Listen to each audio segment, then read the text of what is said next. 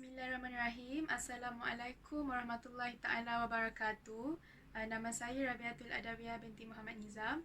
Hari ini saya akan berkongsi sedikit berkenaan tajuk menepati janji. Menepati janji adalah merupakan salah satu akhlak terpuji di dalam Islam. Ia juga telah ditunjukkan sendiri dalam Al-Quran dan juga melalui sunnah Nabi. Okey, sebagai seorang Muslim, kita mestilah untuk menunaikan setiap janji yang telah kita lakukan, sebab semua ini akan dipersoalkan di akhirat kelak. Seperti firman Allah SWT daripada surah Al-Isra ayat 34, "Wahai orang yang beriman, tunaikanlah setiap janji kamu kerana semuanya akan dipertanggungjawabkan di akhirat kelak." Sebaliknya, apa yang amat menyedihkan masyarakat Islam sekarang apabila mereka sering kali berjanji tapi mereka tak mampu untuk tunaikan janji tersebut tanpa rasa bersalah. Sifat menepati janji itu adalah sangat berkait rapat dengan sifat amanah. Ciri orang beriman adalah mereka yang sentiasa menepati janji tanpa memungkirinya. Ini disebabkan jiwa mereka itu dipenuhi dengan sifat amanah. Tapi jika kita lihat masyarakat sekarang, ramai yang tak mampu untuk menunaikan janji, mengatakan janji. Apatah lagi amanah yang telah diberikan, lagilah mereka tak mampu untuk laksanakan.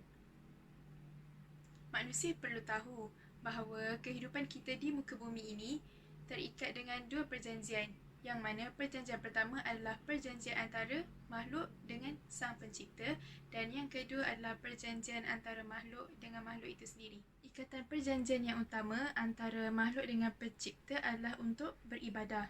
Hal ini juga merupakan tujuan utama kenapa Allah menciptakan kita di muka bumi. Seperti firman Allah yang bermaksud, "Tidaklah aku menciptakan manusia dan jin itu di muka bumi adalah untuk beribadah kepadaku." Dalam ayat ni pun Allah dah tegaskan bahawa Allah cipta manusia dan jin di muka bumi ni adalah untuk beribadah kepada Dia. Jadi apalah guna kalau kita hidup dekat muka bumi beratus tahun sekalipun, kalau tak solat pun tak ada guna. Seterusnya, perjanjian kita sesama makhluk tidak kurang pentingnya. Kita mestilah menunaikan setiap janji yang telah kita buat dengan makhluk.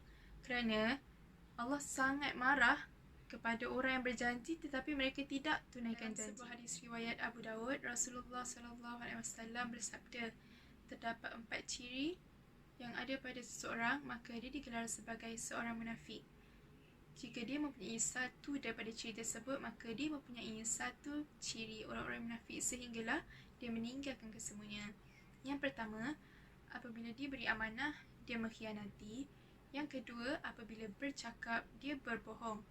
Yang ketiga, apabila dia berjanji tetapi dia tidak mampu untuk menepati janji. Dan yang terakhir, apabila dia bergaduh, dia berpaling daripada kebenaran. Nabi pun ada juga menjelaskan bahawa sesiapa yang mempunyai ciri tersebut, maka dia digelar sebagai seorang munafik sehinggalah dia meninggalkan kesemua perkara-perkara. Apa yang dapat saya simpulkan kat sini, kita sebagai seorang Islam, kita mestilah memelihara setiap janji.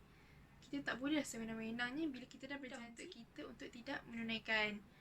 Sesungguhnya kita perlu tahu bahawa menepati janji itu adalah sangat berkait rapat dengan sifat amanah. Jadi kita mestilah menunaikan setiap janji. Sekian, itu sahaja daripada saya. Saya harap anda semua dapat mengambil input serta isi-isi penting daripada tazkirah saya sebentar tadi. Itu sahaja daripada saya. Sekian. Assalamualaikum warahmatullahi wabarakatuh.